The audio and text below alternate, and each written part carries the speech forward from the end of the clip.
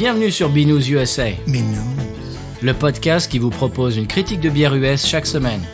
Des bayous louisianais, nous vous délivrons nos coups de cœur, conseils pratiques et l'expression cajun de la semaine. Un podcast à consommer Sans modération.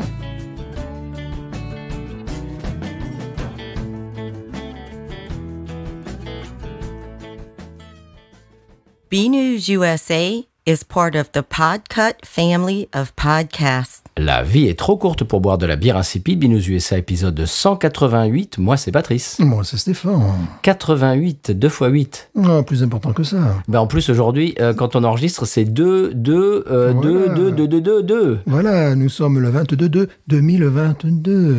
Ce qui fait que les élèves, ils ont fait un petit chapeau, les deuxième grades, évidemment. Où il y avait marqué, c'était inversé, quoi. Tuesday, avec Voilà, Tuesday. Ils ont fait pareil chez toi ou Bah, pas bien sûr. Ouais, voilà, ils se passent le mot, quoi. Voilà, c'était avait marqué sur leur chapeau 02-22 2022. Et voilà. C'est une date palindrome. Voilà, absolument. Et en plus, il paraît que si tu le mets, si tu prends ton, ton réveil matin, tu sais, digital avec le 2 machin, si tu le retournes de haut en bas, c'est pareil. Oh. Ça, c'est très très rare, monsieur. Ah ben voilà, il faudra attendre 2222 maintenant. Oui, mais le problème de tout ça, c'est que ça sortira dans 2 semaines. Et voilà. Cet épisode. Ah oui. Et ça sera complètement d'histoire ancienne, mais je t'explique même pas comment, quoi. Mardi Gras sera passé par là, voilà.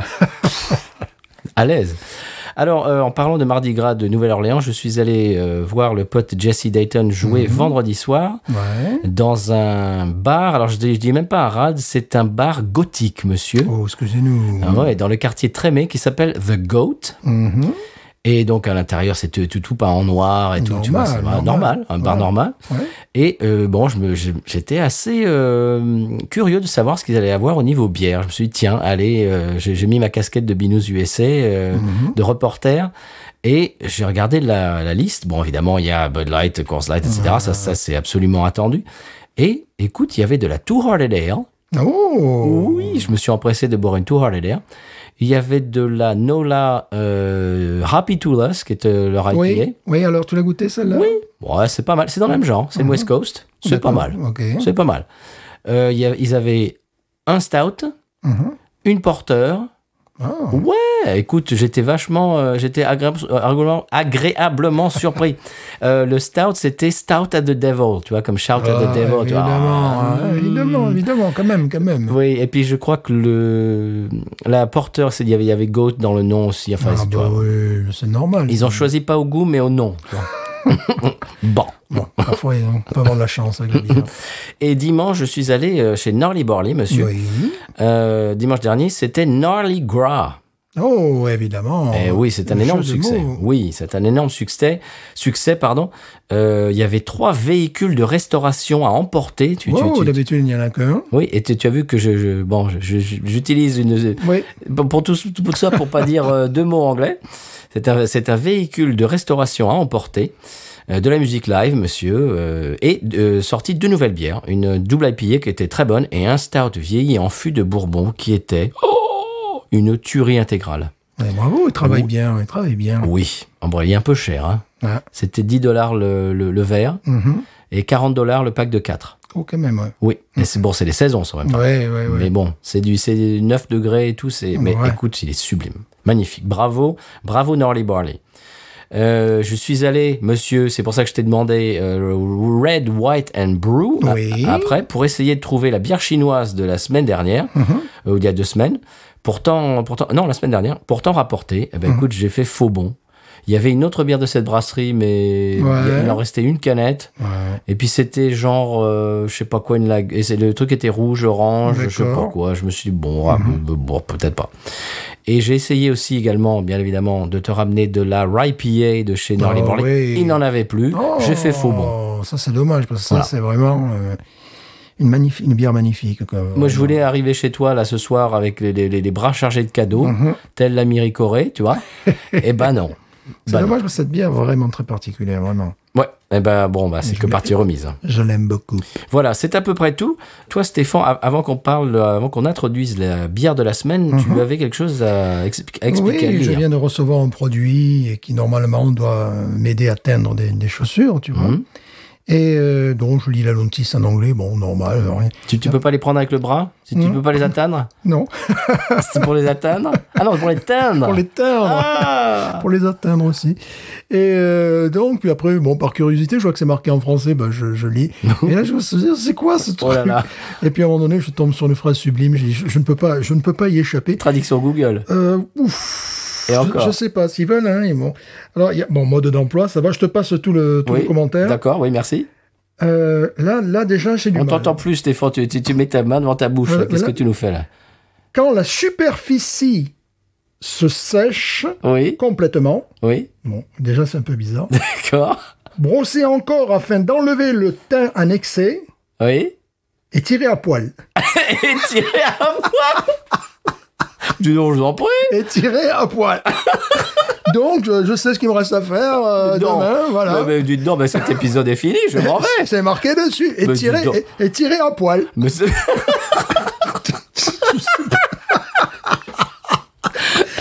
Bon, bah oui. Dis donc, ça promet tes trucs. Voilà. T'es sûr que tu l'as pas trouvé dans le bar BDSM gothique où je suis allé vendredi? Oh non, mais tu vois, t'as deux fois le... Voilà, en anglais, c'est normal, tu vois, bon, j'ai pas osé... tirer à poil. Tirer à poil, voilà. Toutes les phrases sont un peu conçues bizarrement, mais là, quand même, j'ai trouvé que c'était pas mal, quoi. Ah ouais, c'est beau. Donc, voilà. Bon, tu sais ce qu'il te reste à faire. Je sais ce qu'il reste à faire. Mais si ça te dérange pas, tu fais après que je sois parti, quand Elles même. vont prendre mal, mes chaussures. Bon. C'est joli, tiens.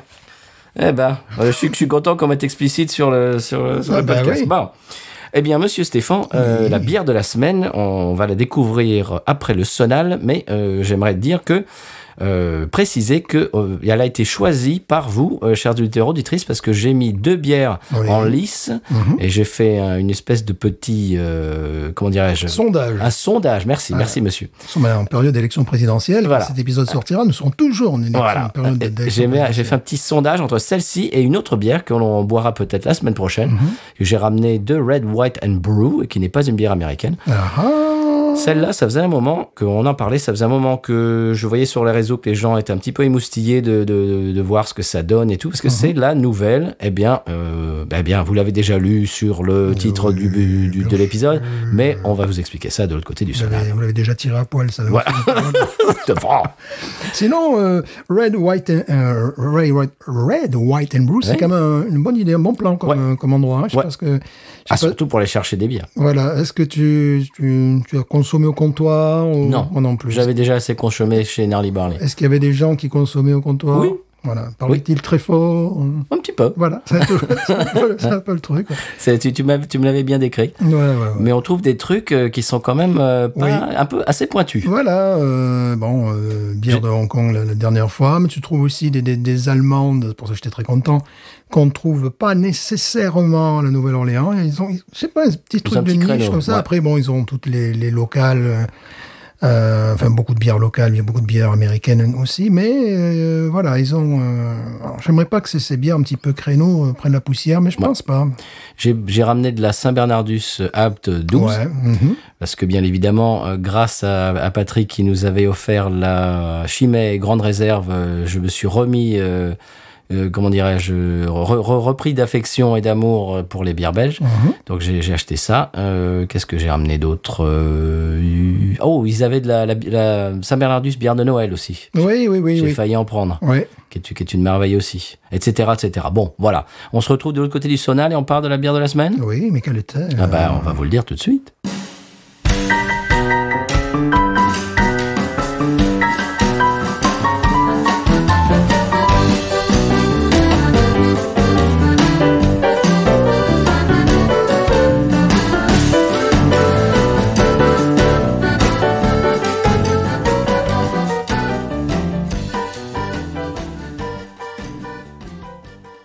Eh bien voilà, la bière de la semaine, vous l'avez vu déjà dans le titre de cet épisode, c'est la Powder Day IPA de chez Sierra Nevada, c'est leur nouvelle IPA. Powder Day, bien sûr, c'est une référence à la poudreuse, à la neige. Oui. Et on voit bien sûr sur la canette, sur le visuel que on est dans la montagne et sur les pistes de ski. Je vais vous en parler un petit peu plus. C'est une IPA double dry hopped, double houblonnage accru.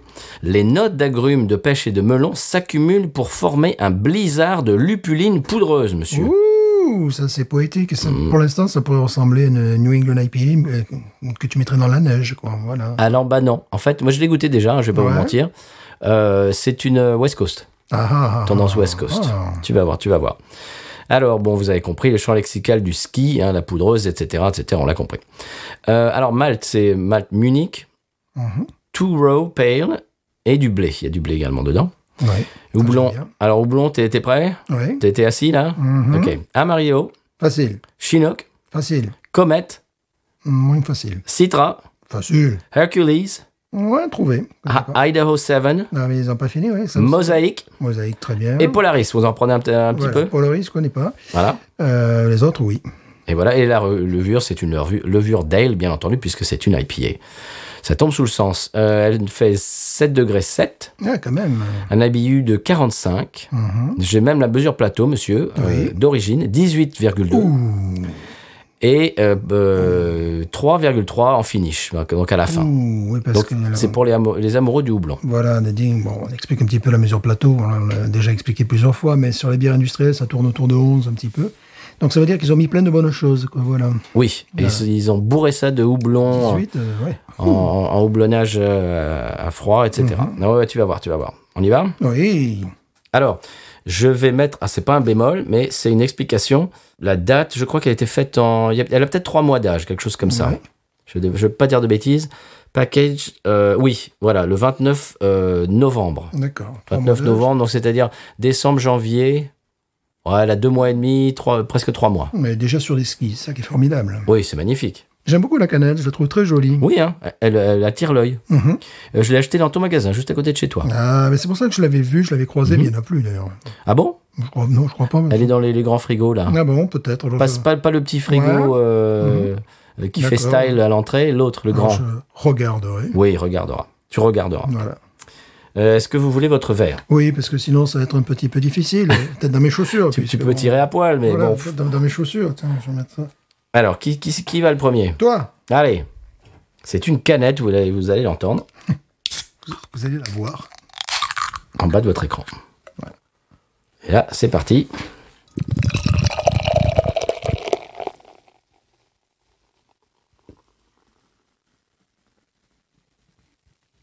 Ou une mousse généreuse. C'est très Jeux Olympiques d'hiver, je dirais, pour l'instant. Oui. Alors, voyons si ma canette fait le même bruit. Coin. Voyons voir. Tu saisis le jeu de mots canette, coin. Oh, d'accord. Non, mais c'était trop. Non, c'était trop avancé pour moi. C'est subtil, c'est tout ça sans aucun effet. Trop pour moi. Est-ce que je vais pouvoir l'ouvrir déjà? Oui. Je connais un mec qui a attendu 5 ans comme ça avant de pouvoir l'ouvrir. Ah, c'est déjà mieux que la canette chinoise. Oui, qui a trop vécu. Oui. Allez-y, monsieur. Ça envoie du fruit, là.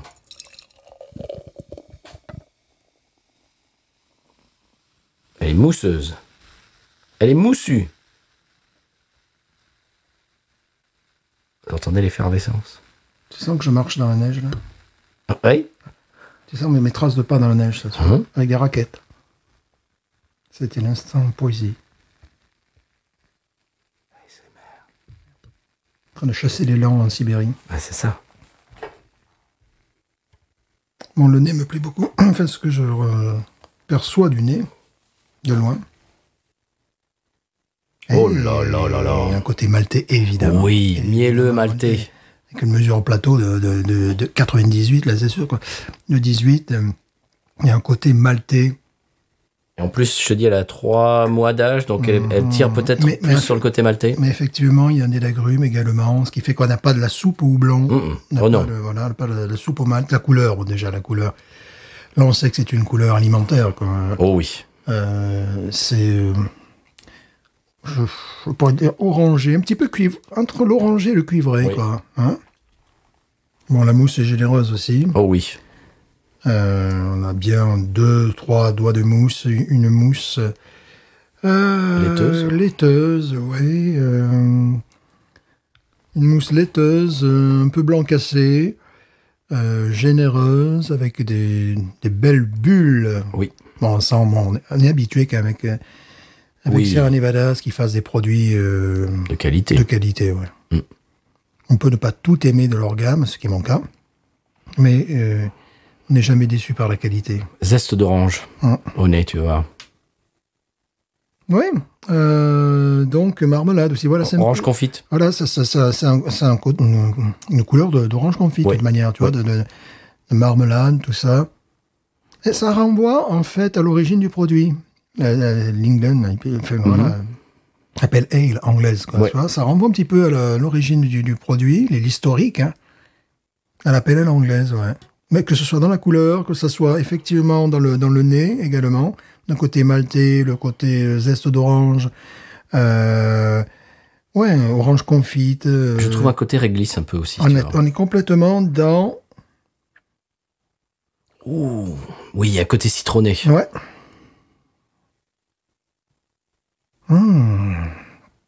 Oui. Oui. En tout cas, au nez, pour l'instant, on fait preuve d'un remarquable équilibre entre... On est plutôt quand même, là, je dirais, un clin d'œil à la tradition. Hein, on n'est pas dans quelque chose de farfelu. C'est un clin d'œil à la tradition. Tu disais West Coast, c'est vrai.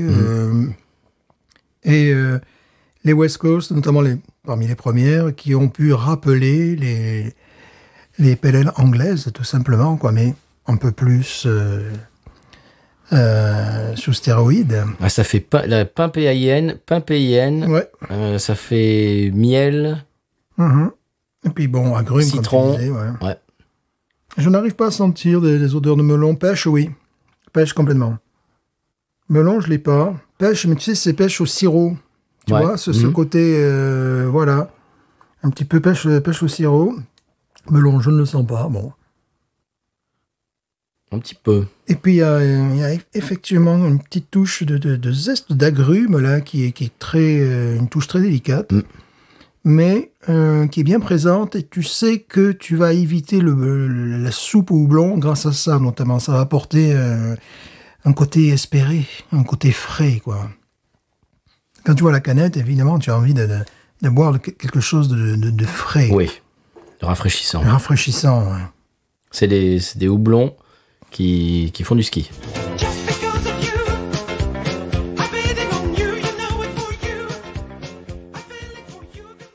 Ouais. Ce qui est amusant, c'est que combien ils ont mis de houblons là-dedans? 6 ou 7 différents. Oui, voyons. Attends un peu. 1, 2, 3, 4, 5, 6, 7, 8. 8. Mon Polaris, je pas... Il y en a un ou deux que je ne connaissais pas. Polaris, je ne me rappelle pas l'avoir croisé. Hercules avec un K, je ne connaissais pas. Ouais, ça, je l'ai croisé. Idaho 7 aussi. Oui, ça oui. Comet, peut-être. C'est pas très courant. Non. Les plus courants, c'est Amarillo, Chinook, Mosaic, Idaho 7, Citra. Bon, ça c'est vraiment connu. Mais les autres, c'est un petit peu pointu. Est-ce qu'elle est chère à l'achat? Je ne sais pas. Parce que il y a quand même de la qualité. Il y a du travail derrière. Il y a de la matière. Je ne sais pas, j'ai pas regardé. Alors peut-être lorsque tu commences à atteindre une dimension comme Sierra Nevada, qui est quand même une grosse compagnie de bière artisanale, comme tu as du débit, tu peux peut-être sur des produits très riches, comme ça, très coûteux, réduire les prix, tu vois, parce que tu as beaucoup de ventes en définitive. Bah, c'est ce que je te disais sur le stout, l'Imperial Stout de chez Gnarly Barley. Ouais, je pensais à ça. $10 la canette. Voilà, c'est-à-dire qu'eux, ils ont un stock déjà limité, une consommation limitée, donc ils mettent des bonnes choses dedans. C'est de l'huile de vidange, elle est noire, quoi. Oh, c'est de l'huile de vidange, elle est huileuse, quoi. Ouais. Il faut qu'ils puissent s'y retrouver, quoi. Voilà, c'est pour ça. Eux, comme c'est déjà d'une dimension supérieure, évidemment, oui. Sierra Nevada, c'est partout aux États-Unis et en Europe aussi, je crois. Bien sûr, oui. Bon, le conseil qu'on peut donner à nos auditeurs du Canada... Le Canada, ils n'en trouvent pas. Ils n'en trouvent pas, voilà, c'est dommage. Nos auditeurs d'Europe, en tout cas, et peut-être d'autres parties du monde, c'est que chaque fois que Sierra Nevada propose une bière, si elle n'a pas pris la poussière pendant 5 ans... chez votre caviste, c'est souvent des produits de qualité. Oui, mais se rate très rarement. Très rarement. Après, on peut trouver d'autres bières dans les styles qu'ils proposent qui sont plus intéressantes. On peut parfois proposer, je crois qu'on avait bu une fois, Une bière, c'était pas au Bourbon, Sierra Nevada, qu'ils avaient fait quelque chose un petit peu comme ça. Ou... Ah bah oui, c'était le Walk in the Woods. Voilà, ouais. Oui. Donc, il y a des... C'est un vin d'orge vieilli en fût. Voilà, où on a bu meilleur dans le style, mais c'est jamais mauvais. Non. Jamais. J'ai jamais fait un drain avec une Sierra Nevada. D'ailleurs, pour vous dire, on n'a pas encore goûté la bière. On y va. Toujours, ouais. Allez, c'est parti.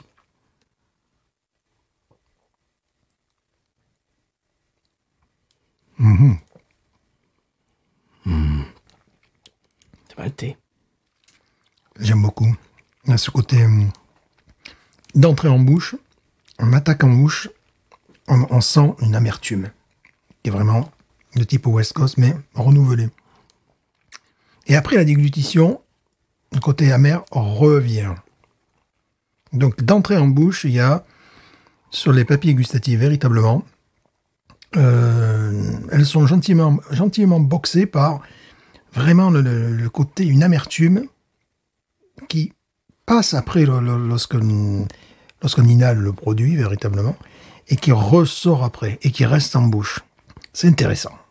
C'est une belle amertume. C'est combien tu n'as pas regardé sur l'échelle d'amertume Si, je te dis, 45. 45. Ah ben oui, c'est pas énorme. Hein. Non, c'est pas énorme, mais pour moi, tu sais, ça me rappelle quel type d'amertume. Ça n'a rien à voir, le produit n'a rien à voir, mais ça me fait à peu près la même sensation. Un peu plus poussé parce que c'est un liquide, mais les endives, tu vois, les endives peuvent être amères comme ça, tu vois. Et surtout, bon, manger cru, évidemment. Et donc, ça me fait un petit peu cette sensation. J'aime bien. C'est-à-dire, c'est à 45, tu vois, c'est pas justement à 95 où là, vraiment... je trouve que c'est juste suffisant pour t'égayer les papilles et apporter une profondeur et un côté rafraîchissant, justement, ce qui est le cas des endives, qui d'ailleurs on ne trouve pas ici. Les endives. Non. Endives. Ouais, mais ils ne savent même pas le prononcer. Hein. Ça, je sais que j'en trouvais à Lafayette parce qu'il y a quelques enseignants belges, peut-être, tu vois. Et chaque fois, les gens me regardaient et me disaient... Comment on dit, tu vois, voilà, ils savaient même pas ce que c'était, ils savaient pas comment le cuisiner. Les échalotes aussi, c'est difficile à trouver ici. Et là, tu vois, d'un coup, paf, je viens d'avoir de la nostalgie, d'un seul coup pour un produit que, tu vois, je réfléchis pas au quotidien, mais là, je me suis dit, mais j'en vois pas. Oui. Tu vois, tu peux le faire. Vrai, ouais. Voilà. Ici, non. Sur Lafayette, oui, il y avait 2-3 magasins qui en proposaient. Je trouve que c'est une IPA d'hiver parce qu'elle est quand même maltée. Ouais. Elle a du corps. Il y a une espèce d'équilibre entre le houblon, cette espèce de côté citronné qui rafraîchit, mais en même temps, il y a cette espèce... Il y a de la matière. Il y a de la matière, il y a du malt qui quand même qui tient au corps. Tu vois, il y a de la matière... Une IPA d'hiver. Il y a de la matière, mais sans que ça soit bourratif, sans que ça soit lourd. Justement, grâce à ces touches citronnées et cette délicate amertume. C'est vraiment une amertume très délicate, c'est amusant, ça m'a rappelé les endives, tu vois. Ouais, c'est très bon. C'est très très bien. Alors, est-ce à mettre entre toutes les bouches Bah non, si on n'aime pas les IPA, c'est ouais, mais il y a pire. Pioche. Mais il y a pire dans le style. Hein. Je pense notamment en termes d'amertume. Mais il y a une réelle amertume qui... Bah écoute, c'est un peu comme des endives, tu sais, quand elles sont un petit peu jaunes ou vertes, là, tu vois. Toi, j'ai l'impression que tu vas te mettre à la chasse d'endives. Oui, parce que là, c'est vrai, je me suis dit, mais ça fait combien d'années que je sais pas... Tu vois, d'un coup, là, tu vois, boum, voilà, d'un coup, ça m'arrive. Donc j'adore ça. Tu peux le manger. Je fais conseil culinaire, tu peux manger ça tout simplement, huile d'olive... vinaigrette, quoi. Ou tu peux mettre des noix si tu veux justement compenser le côté. Ou alors après, tu peux le faire avec du jambon cru au four, tout ça. Mais moi, je vais pas jusque-là d'habitude. Ma mère. Et d'ailleurs, même passer au four, les endives peuvent être très amères aussi, quoi. C'est la raison pour laquelle, souvent, les gens les cuisinent avec du jambon... jambon cuit et également, tu sais, une béchamel ou quelque chose comme ça. Pour balancer, contrebalancer un peu ce côté amer. Bienvenue dans Salade USA. Salade USA aujourd'hui. Mon conseil, endive, huile d'olive, quelques peut-être oignons frais craquants en rondelles, puis c'est tout. Ça, c'est très bon. Ouais. vous cache pas que j'ai déjà goûté. Et quand j'en ai bu une, quand je l'ai découverte, j'en ai bu une deuxième après. Et parce qu'elle en appelle une deuxième. Ça, c'est une très grande qualité. Rétro-olfaction. Oh putain, j'ai senti du sureau en rétro-olfaction. Touche de grenadine. Ah, ça, j'aime. Ah, j'ai senti ça. Qui ne notent pas sur leur truc, ils t'en parleront pas, ils vont te dire la pêche, ouais, un petit peu. Melon, pas du tout. Voilà, on ne doit pas parler du même melon. Hein. Là, pas du tout. Alors, comme je disais tout à l'heure, elle a quand même 3 mois elle a été encanée il y a 3 mois. Ouais. Donc peut-être elle a perdu en côté melon, et peut-être qu'elle a gagné en malt. Le seul truc qu'on pourrait rapprocher du côté melon, c'est ce côté oxygéné dont j'ai déjà parlé, que le pastèque, tu sais, peut dégager parfois. J'ai découvert ça ici. Côté embrun un peu. Voilà, donc il y a un tout petit truc comme ça, mais alors peut-être si la bière était plus jeune, mais bon, je sais pas, c'est vraiment pas sa caractéristique principale, c'est vraiment... Je le devine, honnêtement. Ouais. On le devine si on sait, si on l'a lu et qu'on se concentre, on le devine. Voilà, c'est ça, mais ça va même pas être le goût de melon, c'est plutôt... Enfin si, c'est une partie du melon, c'est un petit peu ce qu'on peut ressentir en mangeant ces pastèques rouges d'ici. Là. Parce qu'on en a bu des IPA qui avaient clairement le goût de melon. Voilà. Et ça, moi, ça me rend fou. Mais complètement. Ça me met en transe. Alors là, effectivement, bon, là, dans le nez, il y a ce côté un peu marin que dégagent les très bonnes pastèques. Je pense pas que ça soit le cas des melons de Cavaillon ou des melons européens. Ils ne dégagent pas ce côté... Non. C'est vraiment les pastèques qu'on a ici, quand elles sont bien fraîches. Ça dégage. Et c'est un petit peu un tout petit peu ce qu'on peut sentir. Bon, c'est très bon.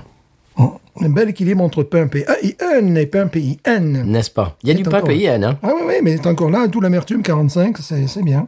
Le pain PIN, c'est presque le sucre des Vosges. Il y a un côté sucre des Vosges en même temps. J'aurais proposé une qui pousse un peu plus vers le 50, tu vois, vers l'amertume. Pour l'amertume. Mais ça aurait peut-être...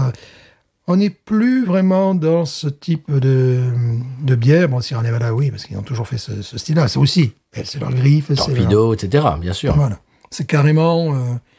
Mais c'est intéressant de voir comment ils ont amélioré le produit, comment ils l'ont modernisé. Oui, ça, c'est une bière moderne. Oui, complètement. Et on n'est plus dans une bière des années 80 qui aurait été plus lourde. Oui. Définitivement. Plus caricaturale. Ouais. Non, c'est réussi. Si vous la trouvez chez vous, Powder Day IPA de chez Sierra Nevada. Bon, 7,7, ça tape un peu. Une bière comme ça, vous allez passer un bon moment. Ah oui. Vous allez passer un très bon moment. Ce que j'aime beaucoup, c'est cette espèce d'amertume, là. Délicate, qui évite qu'on tombe dans le sirupeux, dans la soupe au malt. Mais tu sens vraiment qu'il y a eu un assemblage de dingue. Oui. Voilà. Ah bah oui. Elle est complexe. Ouais. Elle est complexe et en même temps, elle est vive, elle est fraîche. C'est très périlleux parce qu'elle évite tous les travers que peut avoir ce style parfois. Donc, elle est plus aérienne que celle faite jadis. Il y a un côté réglissé presque. Mais, tu le sens? Mais c'est le côté amer, ouais, c'est l'amertume. Ouais, c'est ça, c'est l'amertume. Mais je l'identifie, tu vois, plus à un côté, c'est parce qu'ils ont utilisé peut-être tous ces houblons, plus à un côté légumineux ou plante à ce moment-là, tu vois, parce que la première idée qui m'est venue, c'est plus que la réglisse, c'est les endives, tu vois. Donc il y a un côté herbeux, quoi, herbacé qui... Je pense pas qu'en faisant cette bière, ils souhaitaient faire des endives, tu vois. Non. Ils savent même pas ce que c'est. Oh. Ouais, c'est... Très bon. On va voir Elise? Oui. 17. Oui, c'est ça. C'est ce que j'avais en tête aussi. Ouais. Très bon. C'est un rachat, si on en retrouve. Parce que j'ai l'impression que... Je ne sais pas si ça va faire partie de leur... de leur gamme... à l'année, je pense pas. Je pense que c'est quelque chose qu'ils ont fait comme ça pour l'hiver, pour nous rappeler un petit peu qu'ils créent des choses encore. Ouais. Qu'ils sont encore créatifs. De toute façon, Sierra Nevada, Founder, c'est des... Bon, c'est quand même deux grosses compagnies américaines dont on arrive à trouver des produits pratiquement partout. Oui.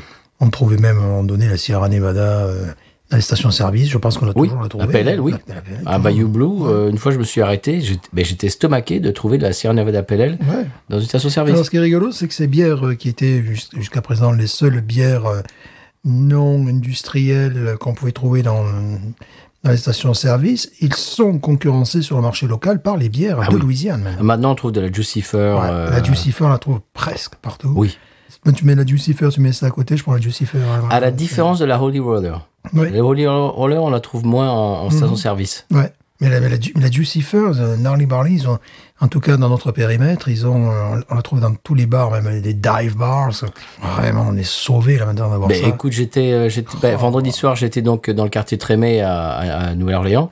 On était avec Jesse et un autre ami, on se baladait, puis il avait, je sais pas, une demi-heure à tuer avant de commencer son show. Et on dit, tiens, on va aller dans un bar, là. Allez, on rentre dans un bar complètement au hasard. C'était un bar que notre ami connaissait. Et on s'assoit. Et je demandais au barman, qu'est-ce que vous avez? Et ils avaient non seulement de la Jucifer, mais de la Holy Roller. Pression. Pression. Oui. Ouais. Alors, bien sûr, j'ai pris de la Jucifer pression. Je me suis régalé. Donc, à la Nouvelle-Orléans, dans les bars, même des petits... C'était un petit bar, hein. C'était un petit bar. Holy Roller et Jucifer à la pression. Non, ça c'est un pur bonheur, ça te sauve une soirée cette histoire. Oui. Et tu sais que Gnarly Barley, j'ai très sommairement, très rapidement félicité Zach, donc le propriétaire de Gnarly Barley, pour son succès de cette journée qui était, écoute, c'était un succès retentissant cette journée. Il y avait un monde fou. Je lui ai dit bravo et tout, c'est un succès et tout. Il m'a dit merci et tout. On a fait, tu vois, Facebook, machin. J'ai pas assisté, je suis parti. Mais un de ces quatre, on va y revenir. Quand il y aura moins de monde. On va lui sauter sur la gueule. Quand il y aura moins de monde, on va revenir, on va s'asseoir avec lui et on va discuter parce que c'est quelqu'un. Faire une interview de ce gars-là. Qui est extrêmement talentueux. Oui. Puis bon, Hammond, c'est une ville qui est aussi universitaire, qui a beaucoup de, moi je trouve qu'il y a beaucoup de charme. Bon là, l'ouragan évidemment, mais qui un centre-ville downtown qui essaie un peu de se maintenir tout ça. Ils sont un peu excentrés aussi. Ils sont pas, c'est pas la Nouvelle-Orléans du tout. Ils sont coincés entre Bâton Rouge et la Nouvelle-Orléans. Alors c'est à la fois d'avantages et d'inconvénients. Donc.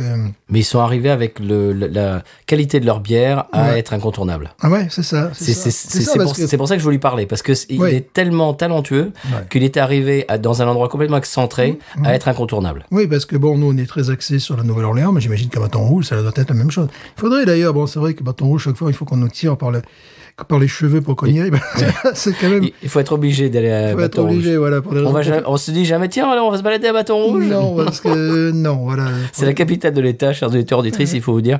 Il n'y a pas grand-chose. Il faut dire que déjà, c'est très industriel. Oui. Et voilà.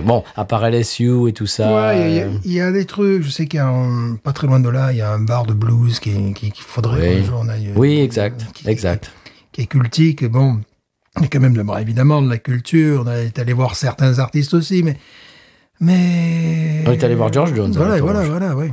Qui est le chanteur de country, le plus grand chanteur de country de tous les temps. Voilà. Et vraiment dans le downtown en plus. C'est le truc, on est allé le voir. Et je sais qu'ils essaient de revitaliser 2 ou 3 rues. Il y a une rue que j'aime bien avec une vieille enseigne Coca-Cola, tu vois, tout ça. Mais bon, ils sont... Ils sont fait dépasser par Ramon. Oui, déjà. Et puis, quand tu lèves la tête, tu vois des cheminées d'usine, tu te croirais à Lyon-Fézin, tu vois. Voilà. Excusez-moi, si vous êtes auditeur auditrice de Lyon, Lyonnais, Rhône, on s'excuse. Voilà, mais quand j'avais 7 ans, que j'allais voir de la famille... ça avait toujours fait rire ma mère et mon père, ma tante et tout ça. Je croyais que quelqu'un avait pété dans la voiture. Donc c'était pas qu'elle avait pété, c'est que les autres ils brûlaient du gaz. Je sais pas ce qu'ils faisaient. Tu vois. Mais dans le Bayou, on est pas mal pour ça aussi. On n'est pas mal non plus. C'était très très très pollué. Voilà, donc vous avez un petit peu ce genre de décor. Alors, si vous voulez boire une bière devant des cheminées d'usine. Alors, je dis ça, mais il y a quand même Tin Roof à Bâton Rouge qui font des bières il y a des choses très sympathiques. Et puis il faudrait y aller. Je pense qu'il faudrait qu'on se fasse une journée. C'est dur. Hein. Il faudrait qu'on se fasse une journée Bâton Rouge. Ça fait rêver, ça vend du rêve là. Bon, on se dit allez, on va se faire les gros trucs commerciaux, on va essayer de trouver des brewpubs, on va essayer de trouver... Ouais, exact. Tu vois, parce que Il eux, faudrait ils ont... faire ça pour le podcast. Ouais, parce que eux, ils ont c'est la capitale de l'État, ils ont la population, Oui. ils ont le nombre, la force du nombre. Ils ont l'université de Louisiane. Donc on sait très bien, bon, si vous nous écoutez de Bâton Rouge, essayez un petit peu d'améliorer l'image de cette ville. Mais pour les copains touristes, on vous dira jamais aller à Bâton Rouge, quoi. Non, mais pour vous dire, par exemple, LSU, Shaquille O'Neal était à LSU. Oui, bien sûr. Pistol Pete Maravich, qui est peut-être le plus grand joueur de basket de tous les temps.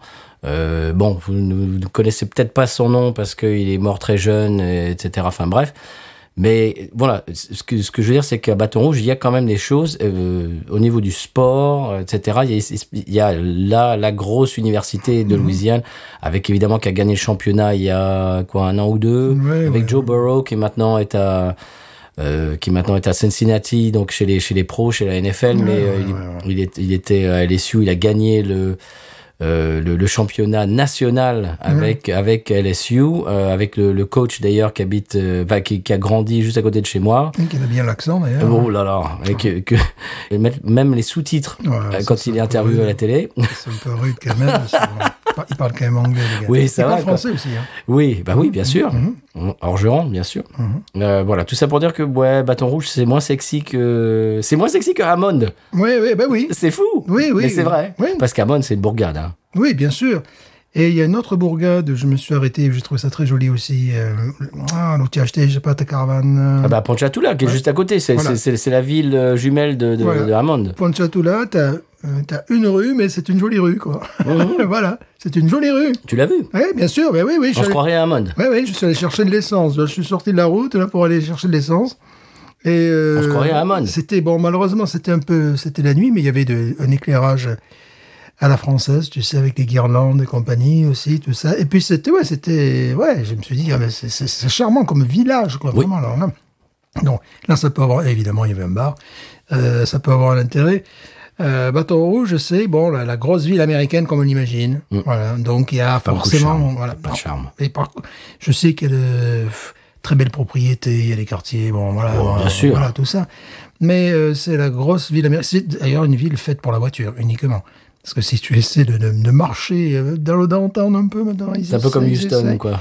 Oui, voilà, oui. C'est le Houston louisianais, quoi. Tu sais, on avait pendant longtemps des réunions professionnelles à Bâton Rouge. Bien sûr. Donc, pour aller de l'hôtel à juste à côté, c'est-à-dire à 50 mètres, il y avait, à l'époque, un grand vendeur de disques et compagnie, tu vois. Mais je prenais la voiture pour y aller. Ça, c'est un circuit automobile, quoi. Ah bah oui, sinon tu te fais écraser. Il n'y a même pas un trottoir. T'es une cible idéale, quoi. Tu vois, voilà, on te fonce dessus, quoi. Et donc, mais comme on sait, tu vois, c'est une grande ville, donc il y a forcément des choses. Ça pourrait être un conseil de voyage. Mon premier voyage aux États-Unis, je n'ai pas loué de voiture et on a dû faire. On était à Memphis, downtown, ça allait. Pour aller dans un mall, il a fallu qu'on prenne un bus de ville. Ouais, moi aussi, j'ai fait les pareils. Le premier voyage. Premier voyage, on ne savait pas. Ne faites pas ça.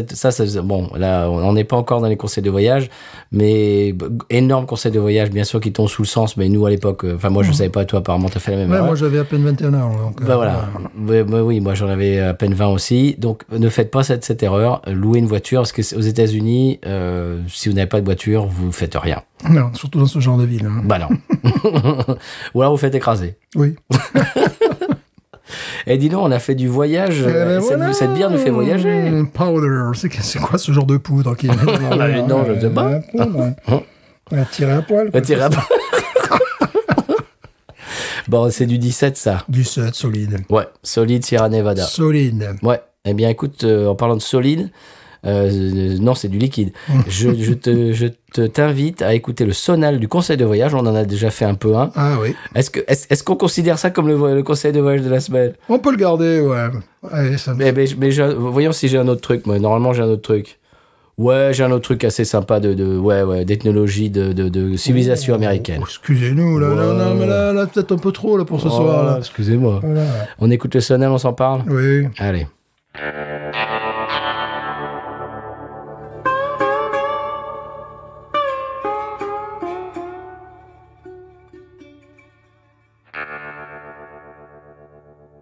Et Eh bien voilà, Monsieur Stéphane, conseil de voyage. Alors c'est pas un conseil de voyage, je l'ai annoncé tout à l'heure, juste avant le Sonal, c'est plus un fait de société. C'est presque j'allais dire de l'ethnologie, mais de la... quand j'étais à la fac, ça s'appelait de la civilisation, la civilisation américaine. Civilisation américaine. Ouais, absolument, c'est beau. Non, excusez-nous, là. Bon, excusez-nous. Partez, là. Alors c'est ce qu'on appelle le yearbook. Absolument. Ah oui, oui. Vous connaissez ça par cœur. Oui. Yearbook. Chaque année, chaque école américaine publie un livre relié avec tous les souvenirs de l'année. Mm-hmm. Alors bon, en France, avec notre unique photo de classe prise dans la cour de récréation, on peut pas le figure quand même. Oui. Mais bon, c'est quand même bien. Quand même bien d'avoir ça. Il y a quelques années, c'était en noir et blanc. Maintenant, c'est en couleur. En couleur, bien sûr. Il y a une photo individuelle de chaque prof. Malheureusement. Oui. Toujours une tête de con dans ce truc-là. Normal. Voilà. De tueur, je sais pas. De chaque élève, également. Et de chaque manifestation spéciale pendant l'année. Oui, c'est vrai. Alors, on vous renvoie à ce dont on avait parlé la semaine dernière, tout ce qui est journée pyjama, journée, c'est 100e journée de l'année, Mardi Gras, etc. Nous, ça va être les journées médiévales après-demain. Je sens que ça va être fantastique. Et puis, ce qui est très intéressant, c'est qu'il le garde, et puis... j'ai des profs comme ça qui ont mené leur yearbook lorsque passait le bac, enfin, l'équivalent du bac et compagnie, qui ont sorti des trucs. C'est très rigolo. Mais moi, tu sais que j'aimerais...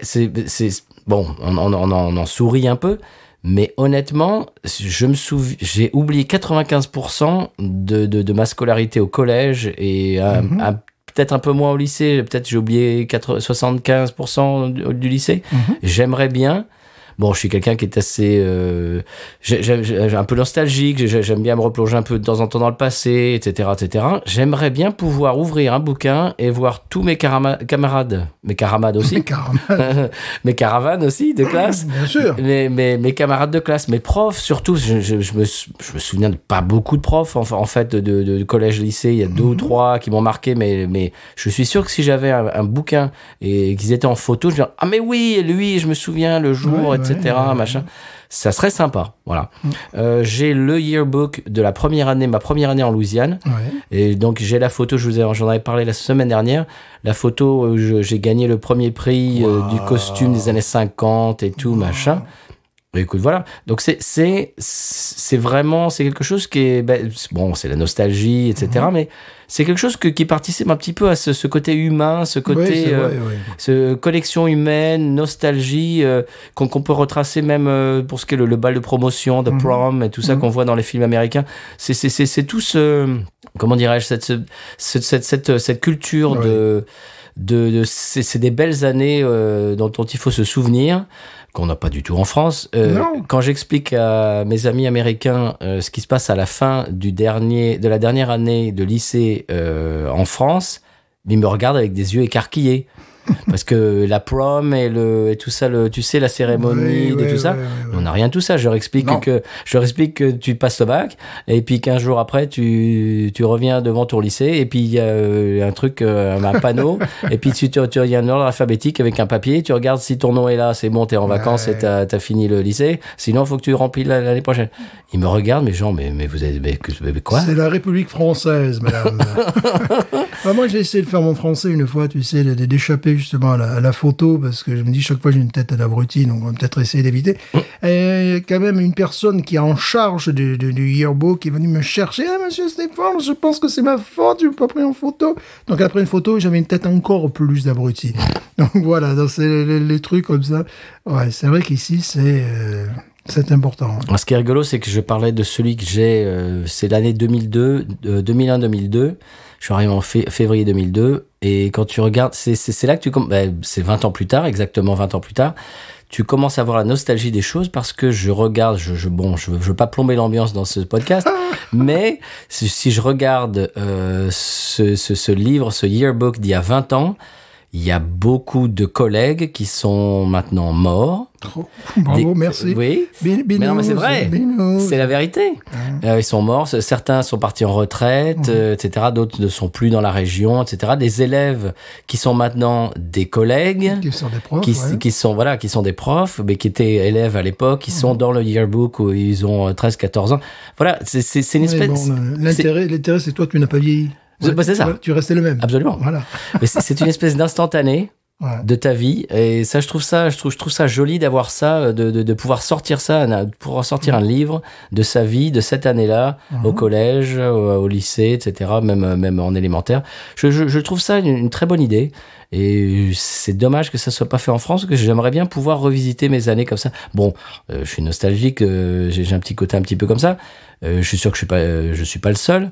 Et certains auditeurs, auditrices pourraient, j'imagine, apprécier ça. La France et la République, monsieur. Voilà, on s'en fout. On s'en fout. Voilà. C'est ce sentiment. Vous avez passé le bac, votre nom est dans la liste, allez hop, voilà, bon été. De l'avant, monsieur. Allez, Voilà. on ne regarde pas en arrière. Non. Mais enfin. C'est pas nos valeurs. Mais pas du tout. C'est quoi ces valeurs de Walt Disney, là, que tu nous fais. C'est n'importe quoi.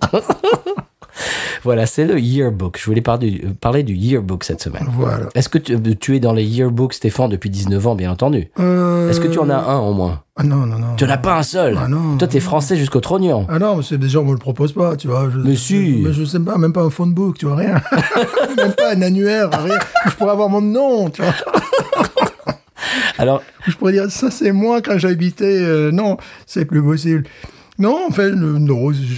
Voilà, je suis toujours guest. C'est comme comme dans les films. tu es une espèce d'étranger qui Voilà, passe. on me demande chaque fois d'enlever mes lunettes. Je dis, pourquoi j'enlève mes lunettes? Tu sais, c'est mes lunettes de soleil, tout ça. Bon, c'est rigolo. Puis il y a aussi un truc, une culture. On y va à fond là ce soir. Sur l'art de se faire photographier, on en a déjà parlé, mais les Américains, ils savent de suite prendre la face cheese, tu vois, tout ça. Même. Moi, je peux pas, moi, ça. Ouais, moi non plus. Moi, j'ai toujours une tête d'abruti. Bon, c'est peut-être parce que je suis un abruti. Moi, je fais toujours une tronche de 10 pieds de long. Ouais, J'ai l'impression qu'on vient de me donner une très mauvaise nouvelle. Moi, c'est le niais. Moi, je suis le du village, le loup ravi, tu vois. Toi, t'es lourd à vie. Moi, je fais le croque-mort. Voilà, tu vois, c'est suivant. Et alors, en plus, il y a tout un truc aussi, prendre de 3/4. Tu sais, les photos totalement officielles. Et... Ah, ici, oui, c'est vrai qu'ils sont. Pour eux, c'est naturel, quoi. C'est Oui, genre, oui. hop, 3/4, Voilà, cheese. voilà, c'est ça. J'ai vu, j'allais halluciner quand je travaillais à Lafayette, des gamins qui étaient en 6e grade. Aux galeries. Oui, galerie. que l'on salue. Lafayette. Lafayette, Louisiane. Des gamins, justement, qui étaient pris en photo et qui, tu vois, ils étaient là, et puis d'un seul coup, l'appareil brille et ting! Et Mike Diamant. Voilà, je me suis dit, mais merde, comme ça, c'est. Ah, c'est culturel, ça. Ça, c'est culturel. Parce que, bon, on fait pas ça en France. Non, moi, j'en ai quelques-uns quand même des yearbooks. Ouais. Je trouve ça très sympa. Voilà. Je vais pas me répéter, mais j'aimerais bien en avoir. D'ailleurs, il les vend sur Internet. Alors, ce qui est rigolo aussi, c'est que bien évidemment, quand c'est ta dernière année de lycée, à la fin de l'année, tu le fais passer à tes amis qui t'écrivent une espèce de petit mot. Un petit mot que tu lis plus tard. Oh, j'espère qu'on perdra pas contact. Et puis en général, on perd contact, en fait, etc. Ça, c'est le truc. J'ai l'impression de parler de films des années 80 de John Hughes, oui, mais c'est ça. Mais c'est exactement, c'est la vérité. C'est basé sur la réalité. Ben oui, bien sûr. Et même sur, par exemple, That 70's Show, tout ça, où ils font le bal de promotion et tout. Mais c'est la réalité, ça existe. Oui. Et je peux te dire qu'il y a c'est ce qu'ils appellent, alors attends, c'est quoi? C'est Homecoming. Tu sais, toi, ce que c'est, Stéphane? Non. Je crois que c'est à la fin de l'année. C'est le match de foot dans lequel les anciens élèves reviennent. Il y a toute une soirée spéciale. Les anciens élèves reviennent. Et puis, on élit la reine du Homecoming et le roi du Homecoming qui sont en terminale cette année-là, etc.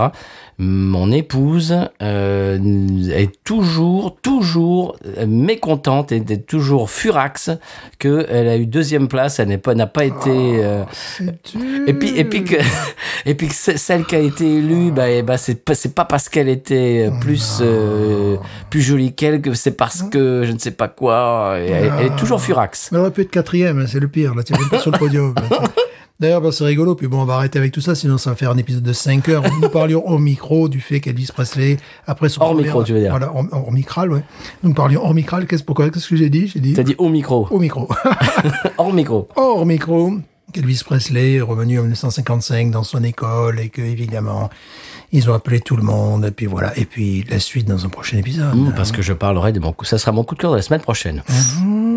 J'en dis pas plus. En parlant de coup de cœur, tiens, mais quelle transition, mais tout ça est écrit. Non, mais nous avons vraiment des moi, ça des va scénaristes. tomber, là, on était dans les yearbooks et compagnie. Je vais parler de monsieur Antenna Man. Quoi? Antenna Man. Antenna Man. Voilà. C'est C'est que un- ça comment, toi? Ben, Comme une antenne et Antenna, Man. Man, voilà. C'est un super-héros, ça? Non, ça pourrait être.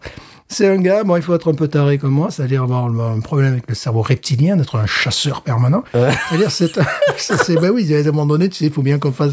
Je partageais cette passion d'ailleurs avec un janitor, c'est-à-dire. Janitor, c'est l'homme à tout faire et l'homme Voilà. l'homme qui fait le ménage. C'est-à-dire qu'ici, nous avons le over-the-air channel, c'est-à-dire ce sont des stations gratuites. Il suffit d'avoir de télé, il suffit d'avoir et de radio aussi.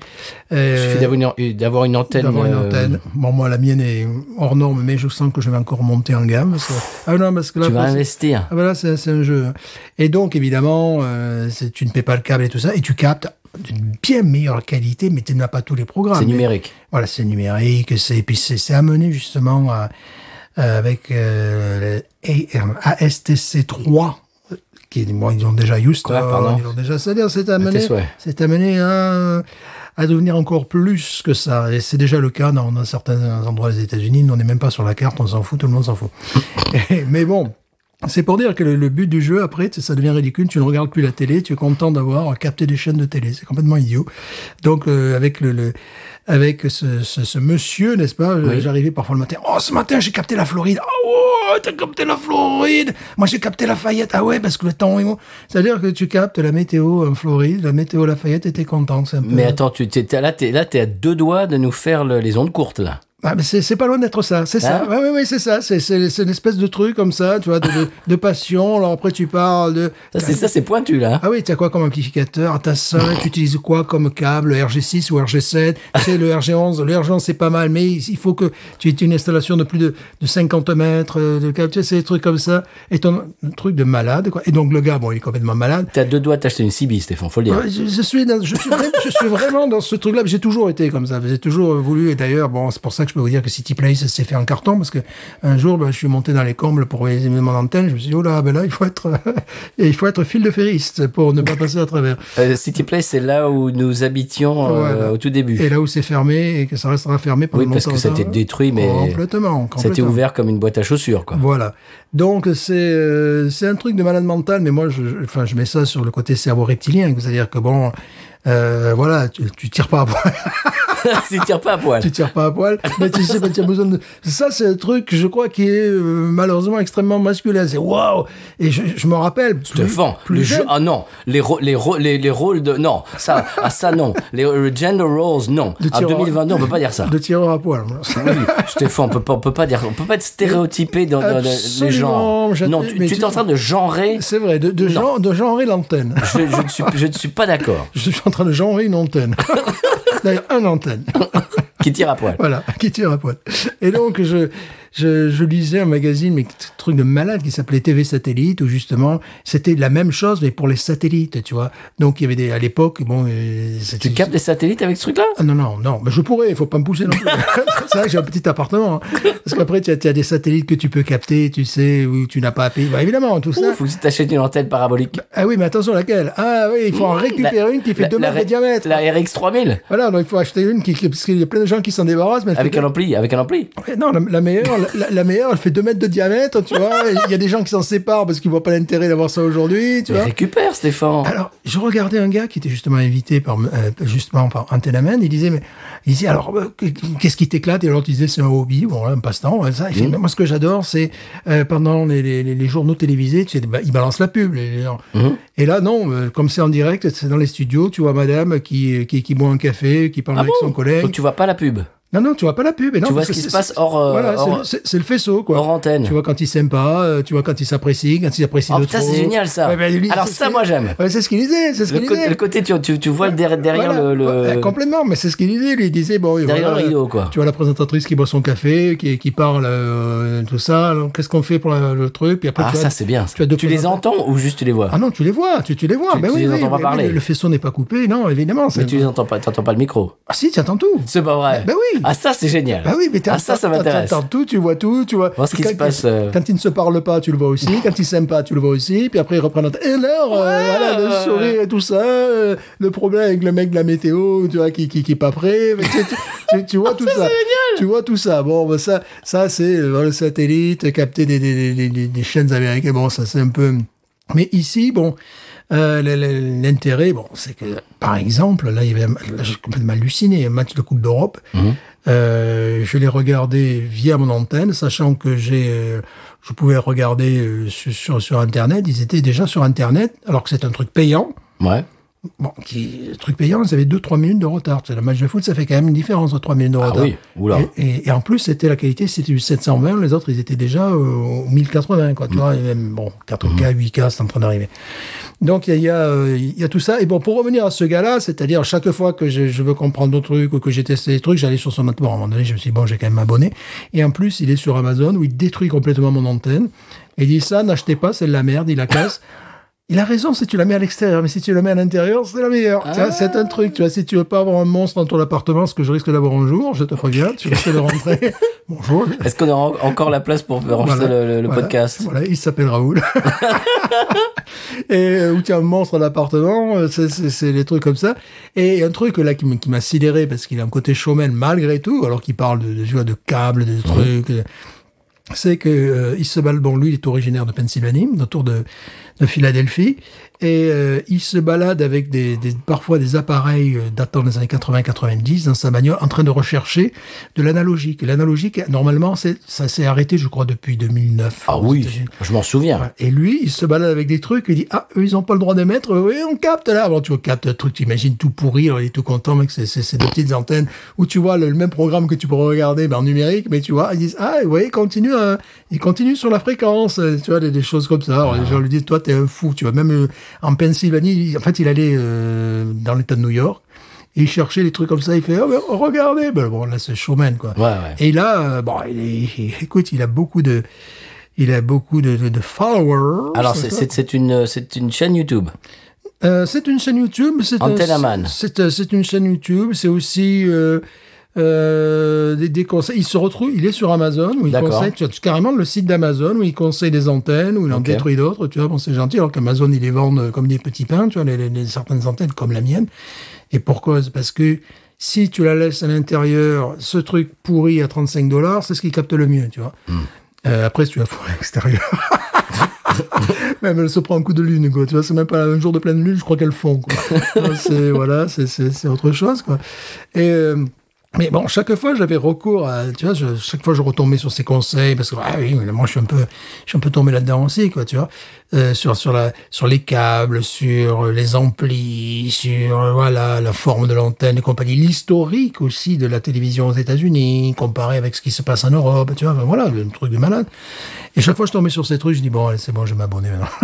Ben, ça me fait penser à Pepe Garcia. J'imagine que beaucoup de nos auditeurs et nos auditrices connaissent Pepe Garcia. Pepe Garcia, c'est un gars qui a une chaîne YouTube et qui fait des... comment dirais-je? J'allais dire des reviews. Comment est-ce qu'on peut dire ça en bon français, monsieur Stéphane? Des revues. Ouais. Bon, des tirs à poil. sur tout ce qui est technologique, les nouvelles télé 4K, etc. Des reportages, voilà. Oui, bah, il fait des chroniques. Des chroniques ouais, voilà. Il dit un petit peu si elles sont, si ça vaut le coup, telle télé. Là, c'est la nouvelle télé de Sony qui vient de sortir, machin, etc. Déjà, c'est intéressant parce que c'est la technologie. Moi, j'aime beaucoup tout ce qui est audiovisuel. Tests et tout ça. Voilà, il fait un test, exactement, c'est ça. Et moi, bon, déjà, j'aime beaucoup tout ce qui est cinéma, etc., de home cinéma. Donc cinématographe à la maison, voilà, on va dire ça en français. Mais en plus, ce que j'aime beaucoup, c'est sa personnalité. Il est absolument attachant, il est rigolo. C'est quelqu'un qui a une personnalité absolument extraordinaire. Pepe Garcia, si vous allez sur YouTube, c'est déjà le cas d'un coup de cœur. Ah, j'en avais déjà parlé de Pepe Garcia. Ah ben voilà, je remets le couvert. Mais là, c'est pareil. Il va te parler, quand tu achètes, surtout quand tu achètes ces grosses télé et compagnie, quel est le tuner le plus sensible? C'est très important, la sensibilité. Il faut faire attention à pas dire, par exemple, pas parler de choses qui vont le faire pleurer, choses comme ça. C'est pas vraiment le cas. Non, c'est le plus sensible, c'est celui qui va pouvoir capter les chaînes, justement, over the air, qui correspondent plus ou moins à la TNT en France. C'est plus ou moins le même système que la TNT. C'est-à-dire les tuners qui sont les plus réceptifs. Et ceux qui sont les plus susceptibles. Les plus susceptibles qui peuvent pleurer sur ton... C'est ça, moi je me demande. Quels sont les plus susceptibles? Très bien, donc c'est Antenna Man sur YouTube. Man, voilà. Très bien. Eh bien, moi, monsieur Stéphane, je vais passer dans un registre complètement différent. Oui. Et je commence à regarder un petit peu l'heure. Oui, parce que je me dis que bon, l'épisode de 5 heures, là, aujourd'hui. c'est pas grave. On s'était penché, la bière est bonne. Et la compagnie aussi. On s'était penché, mais on se penchera plus. Voilà, et la compagnie créole. Et donc, moi, mon coup de cœur, ouais, voilà, absolument. Mon coup de cœur, c'est un coup de cœur musical que je t'ai envoyé hier. Est-ce que tu as écouté? Bien sûr, mais je connais l'original. Bien sûr, de Mary Chapin Carpenter. Qui pour moi était un gros morceau country des années 90. N'est-ce pas? Qui également, on va revenir au problème d'antenne. Attention, on va revenir aux antennes là. Ah non, mais tu es en train de me dynamiter mon coup de cœur. Qui était cette chanson justement était le générique de l'émission country que l'on pouvait capter sur la chaîne allemande. Voilà, pour ça, souvent. Stéphane m'a demandé que tu arrêtes de faire des accents stéréotypés allemands. Oui, c'est vrai, parce qu'ils sont pas tous comme ça, les Allemands. Mais bien sûr que nous avons des auditeurs allemands, Stéphane. Voilà, mais ils savent que je les aime beaucoup, surtout leur bière. C'est vrai en plus. Oui. Et ils passaient. C'était justement l'époque des satellites, nous y retrouvons. Et ils passaient donc plus de country music que tu peux imaginer en France. Et ils avaient une émission de country, je ne sais plus sur quelle chaîne c'était allemande. On a même presque eu Country Music Television à un moment donné.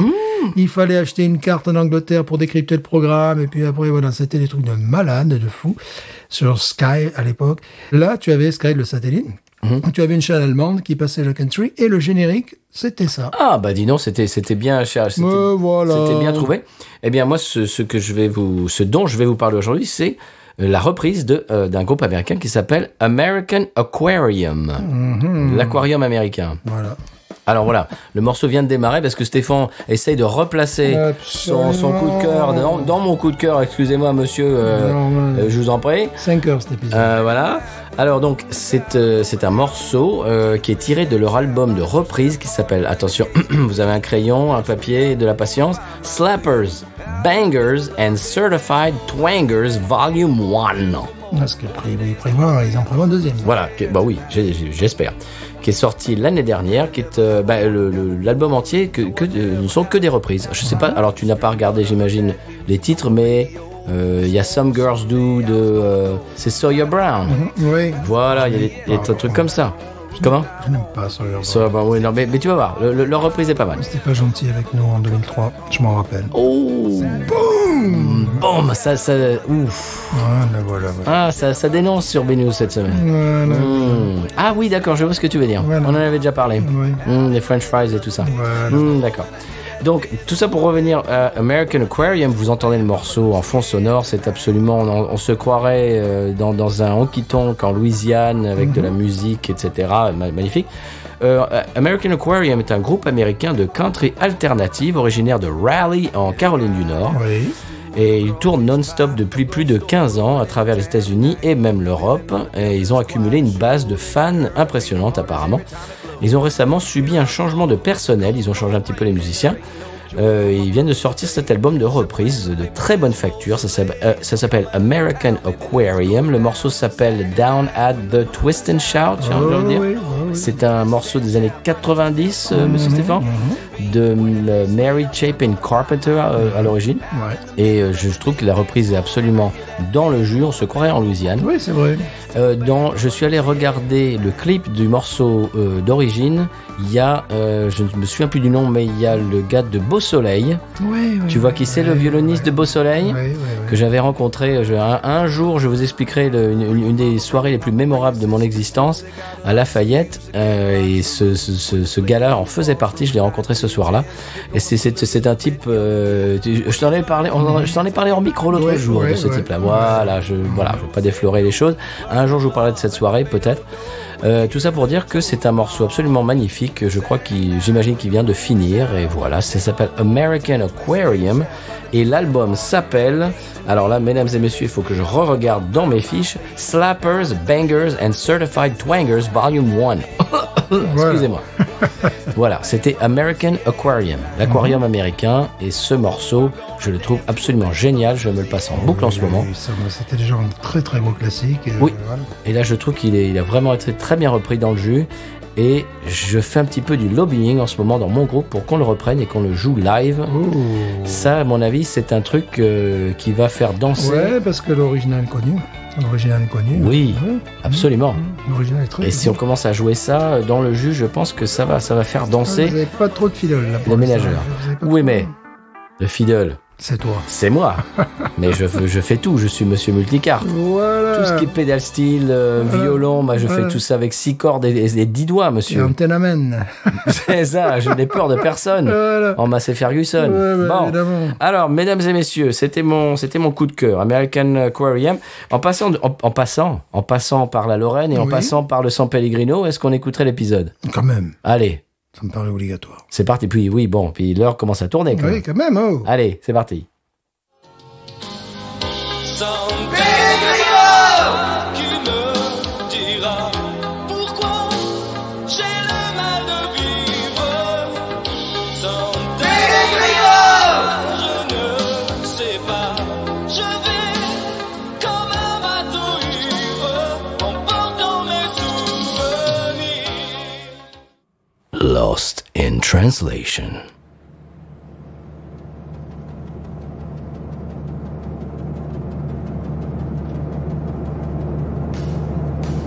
This is your pilot speaking. We are starting our descent to New York City. Bon, mais on arrive à New York, hein. I hope you had a pleasant flight. Temperature in New York City is 70 degrees with a really light breeze and sunny weather. Bon, j'espère que vous avez eu un vol sympathique. Bon, la température est bien à New York aussi, hein. Pas de problème. I'd just like to say that for me today is a special day. My sister is getting married. Le capitaine, il est content. Il est content. She's getting married. Somebody she met online. She's from Pakistan and they've been dating long distance for quite a few years. And he moved to the United States about 10 years ago, and they really had a really good relationship. And they're getting married today. C'est une histoire de ligne du Pakistan, quoi. Voilà, pourquoi. And she's getting married today. Times Square. This is a really happy day for her. It's a really good celebration, and it's something that she's going to remember for the rest of her life. And I would really like for the whole flight to be part of this celebration. And thank you very much. Ouais, voilà, donc présentez vos papiers. Il va faire beau à New York aujourd'hui.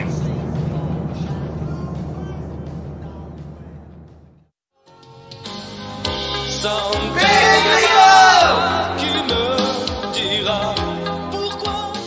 Eh bien voilà, Stéphane, maintenant qu'on sait ce qui se passe au 100p, est-ce qu'on peut passer à l'expression Cajun? Bien sûr. C'est parti.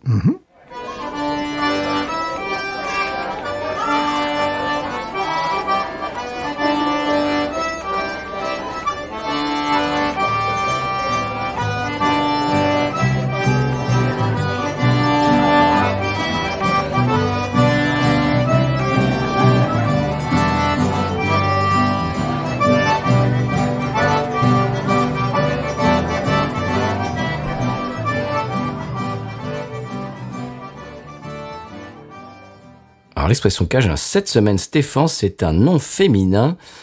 C'est la cour en avant. La cour en avant. C'est quoi la cour en avant? C'est pas le backyard, c'est le contraire, c'est le front yard. Oui, c'est-à-dire c'est le jardin qui se trouve devant la maison. Voilà, La cour en avant. la cour en avant. Voilà, c'était l'expression Cajun. Facile. C'est trop facile. Trop facile un petit peu. Trop Voilà. facile. Est-ce qu'on passerait à la pub? Oui, bien sûr. C'est parti.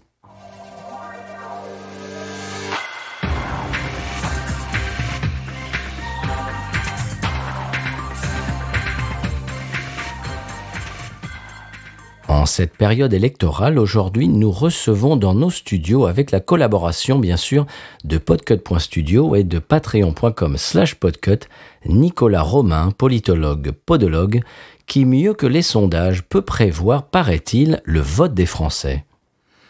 Oui, écoutez, bon, ça me paraît évident. Je peux prévoir le vote politique des gens en fonction de leur démarche. Vous avancez le pied droit, vous êtes de gauche, et vice-versa. Vous vous déplacez à pieds joints, vous êtes centriste. À cloche-pied, là c'est un peu plus complexe, extrémiste de gauche ou de droite, c'est selon. Si à chaque phrase vous exclamez « je vous ai compris », bah, vous êtes gaulliste.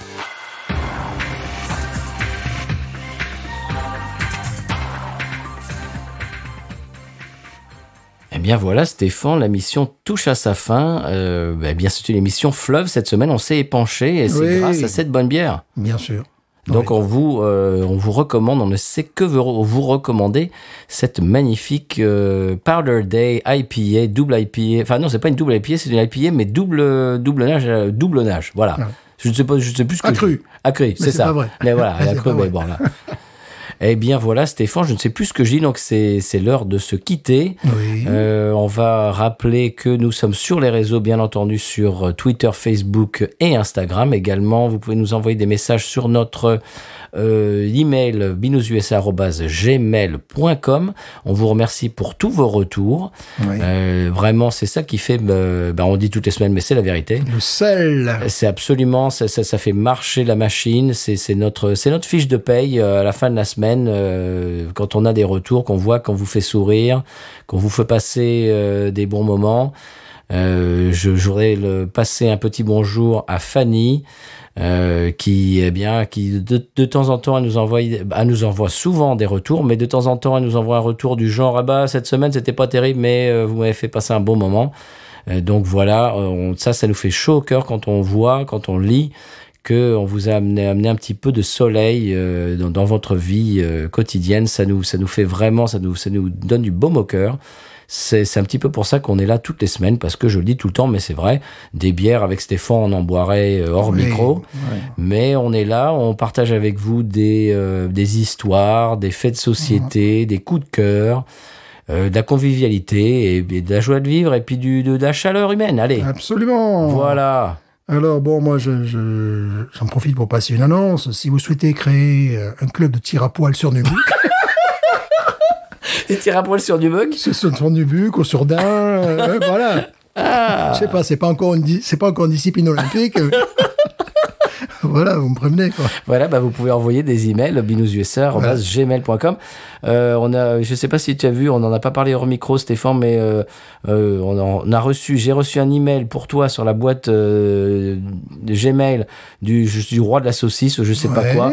J'ai trouvé ça mais c'était adressé. Donc Évidemment. je ne sais pas pourquoi. Enfin, j'ai pas très bien compris pourquoi. Le Mais roi de la voilà, saucisse peut-être t'écrivait un email personnellement. Peut-être lié au tir à poil, je sais pas. Peut-être, ça. je pense. On pourra dire des choses d'ailleurs sur le roi de la saucisse, bien sûr. Sur le tir à poil. Oui, sur le tir à poil, je ne sais pas. Là, je vais essayer demain peut-être. Et puis bon. Après que je sois parti quand même. Voilà.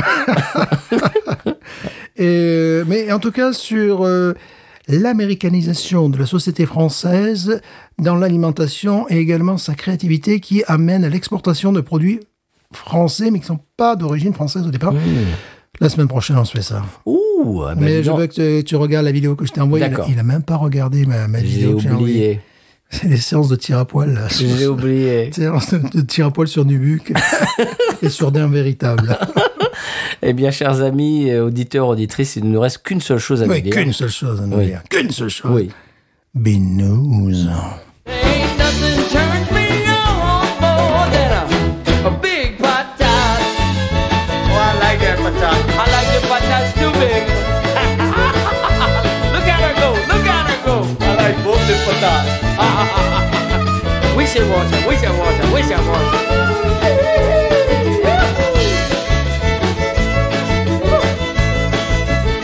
I think that one's full.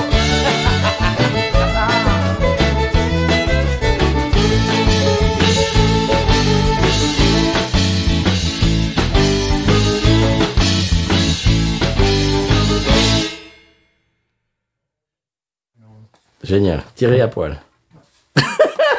Tiré à poil. Voilà, bon. C'est ce qu'il me reste à faire. Hein.